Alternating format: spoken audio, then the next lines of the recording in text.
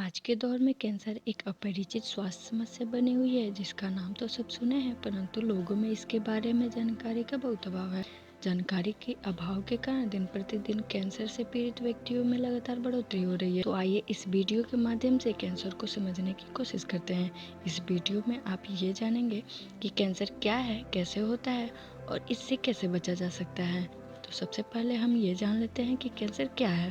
आपने ज़रूर देखा होगा कि जब एक बच्चे का जन्म होता है तो उसकी लंबाई और वजन बहुत कम होता है, जो समय के साथ बढ़ते चला जाता है, जिससे बच्चा बड़ा हो जाता है। पर क्या आपने कभी ये सोचा है कि आखिर ऐसा क्या होता है हमारे शरीर में जिसके कारण हम एक बच्चे से जवान हो जाते हैं?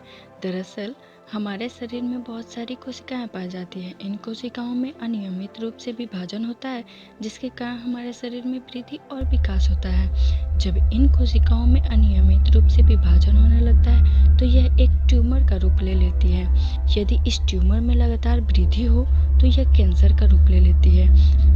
हालांकि सभी ट्यूमर कैंसर का रूप नहीं होते हैं, परंतु जो कैंसर से ग्रसित ट्यूमर होते हैं उसका इलाज समय पर करना आवश्यक हो जाता है। कैंसर कैसे होता है, चलिए इसके बारे में जानते हैं। कोशिकाओं के डीएनए में बदलाव होने के कारण कैंसर होता है। जीन डीएनए से मिलकर बने होते हैं, जिनमें कोशिकाओं के काम करने के लिए निर्देश देने की क्षमता होती है। डीएनए में बदलाव होने के कारण यह कोशिकाओं को नियंत्रित नहीं कर पाते हैं, जिसके कारण कोशिकाएं अनियमित रूप से विभाजन करने में सफल हो जाती हैं। जब हमारे शरीर में बदलाव होता है तो कोशिकाओं को कुछ ऐसे कार्य करने की छूट मिल जाती है जो कैंसर को बढ़ावा देती है। यह कोशिकाओं को अधिक से अधिक वृद्धि करने के लिए छूट दे देता है, जिससे कोशिकाएं मनमर्जी विभाजन करने लगती हैं। जीन में बदलाव कोशिकाओं के विभाजन करने से रोकने में असफल होने का कारण बनता है। जीन आप में डीएनए कोशिकाओं की मरम्मत करने में असफल हो जाते हैं, जो कैंसर को जन्म देती है। अब हमें ये तो पता है कि कैंसर कैसे होता है, परंतु आखिर ये जीन में बदलाव क्यों होते हैं जो कैंसर को जन्म देते हैं? आइए इसके बारे में जानते हैं। दरअसल हमारे जीन में बदलाव कुछ कारण हो सकते हैं, जैसे आनुवंशिक कारण, धूम्रपान करना, रेडिएशन, विषाणु जनित रोग, मोटापा, निष्क्रिय जीवन शैली, हार्मोन्स में परिवर्तन, लंबे समय से किसी अंग में सूजन होना। ये सारे कारण जीन में बदलाव होने के हो सकते हैं। कैंसर का प्रकार उसके उत्पन्न होने वाले जगह से जुड़ा हुआ रहता है। कुछ मुख्य प्रकार के कैंसर इस प्रकार हैं, जैसे कार्सिनोमा कैंसर। यह कैंसर स्किन और टिश्यूज में शुरू होता है और शरीर के अन्य हिस्सों को भी प्रभावित करता है। सार्कोमा कैंसर, यह मांसपेशियों, हड्डियों, उपास्थियों और ब्लड जैसी कनेक्टिव टिश्यू में पाई जाती है।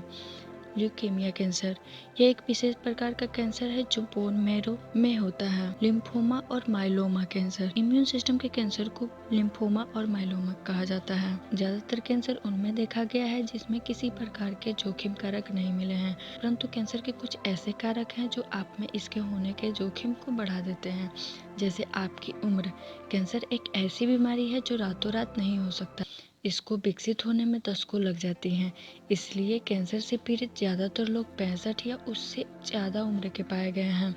परंतु कैंसर विशेष रूप से कोई वयस्कों की बीमारी नहीं है, ये किसी भी उम्र में हो सकती है।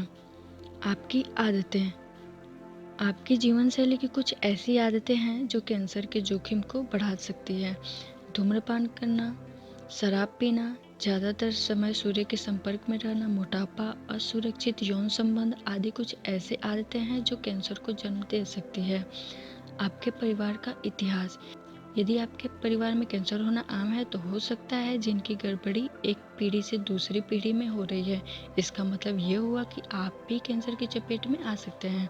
आपका स्वास्थ्य, लंबे समय से रहने वाली कुछ बीमारियां भी आप में कैंसर होने के जोखिम को बढ़ा सकते हैं। आपके आसपास के वातावरण, क्या आप जानते हैं आपके आसपास का वातावरण भी आप में कैंसर के खतरे को बढ़ा सकता है?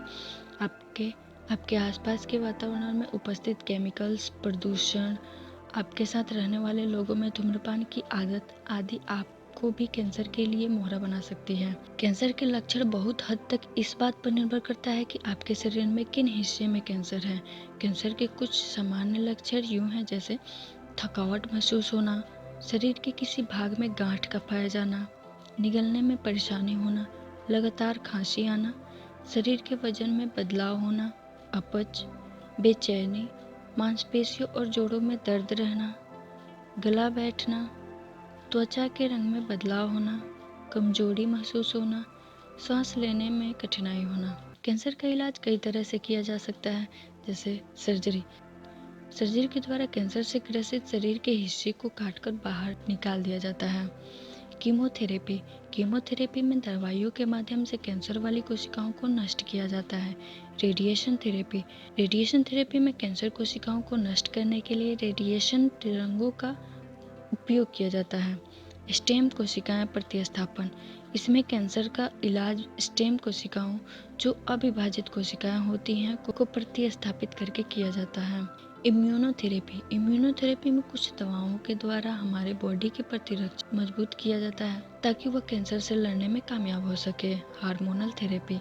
इस प्रक्रिया में हार्मोन्स के द्वारा कैंसर कोशिकाओं में वृद्धि को रोका जाता है। कैंसर से खुद की बचाव कैसे करें, ये जानना जरूरी है। तो चलिए ये जानते हैं कि आखिर हम खुद को कैंसर से कैसे बचा सकते हैं। धूम्रपान न करें। यदि आप धूम्रपान करते हैं तो इसे जितनी जल्दी हो छोड़ दीजिए। धूम्रपान केवल फेफड़ों के कैंसर को नहीं बल्कि बहुत सारी अलग अलग तरह की कैंसर को भी जन्म दे सकती है। अधिक समय तक धूप में रहने से बचें। अधिक समय तक धूप में रहना आप में त्वचा कैंसर होने के खतरे को बढ़ा सकता है। सूरज की रोशनी में कई तरह के खतरनाक किरणें होती हैं, इसलिए धूप में जाने से पहले सुरक्षात्मक कपड़े पहने या सनस्क्रीन का इस्तेमाल जरूर करनी चाहिए।